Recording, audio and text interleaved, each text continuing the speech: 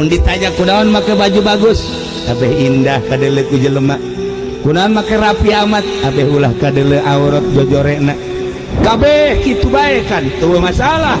Ieu kan berat ku makhluk, padahal mah kolbu teu pernah dibersihan. Nu neuleuna Allah, innallaha la yanzuru ila suwarikum walakin yanzuru ila qulubikum. Aya ria, aya hasud, aya hubul jahubul mah berbagai penyakit-penyakit di jero hate urang kadeulean ku Gusti Allah. Kunaon teu pernah ditutupan, ai awak mah leuh kotor seetik dibersihan ditutupan, ai awak mah jore seetik dibersihan ditutupan, bahkan supaya bagus sekali ditipu. Iya bangsa anu naon gitu karena hideung-hideung dan lain sebagainya ditutupan supaya kadeuleuna bagus. Zahir mah ku urang diurusan, kalbu terus-terusan dideuleuh ku Gusti Allah anu teu pernah teu deuleukeun Gusti Allah. Ieu teu pernah dibersihan. Cara ngabersihan jeung nutupanana tobatan ku urang ka Gusti Allah. Encan pernah kan urang nobatan kalbu urang ieu, hate urang sok geura tobatan ku urang. Nobatan mata mah loba, nobatan celi mah loba. Ya Allah ya Rabb, Gusti dedeleuan abdi meureunanan ieu salila ieu teh loba anu dilarang ku Gusti teh hampura Gusti loba.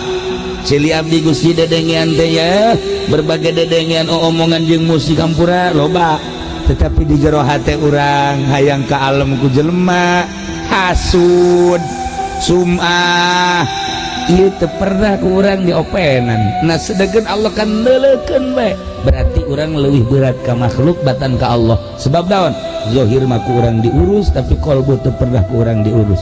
Iyalah mardo wa in kuntum mardo aw ala safarin. Nah urang teh gering lantaran daon ieu qalbu urang inu ku panyakit-panyakit. Wayana sakitu sok gerage bersihan eueuh cai fatayammamu, paling-paling tayamuman carana bersihan melalui cai. Cai eta jelema-jelema anu geus nyaho kana jalan ka Allah.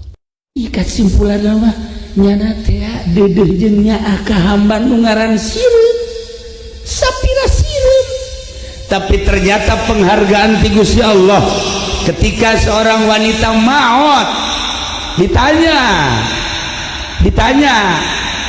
ku malaikat, jawabna lancar jasa. Sageus lancar nyana nanya, Gusti abdi boga amal naon ieu, apakah salat tepat bagus cek malaikat, puasa kitu kene, zakat kitu kene, haji kitu kene, segala rupa kurang pati bagus. Amal naon atuh ieu kulen nu mantak hajur bese salamet bahkan bisa langsung berhadapan jeung Gusti.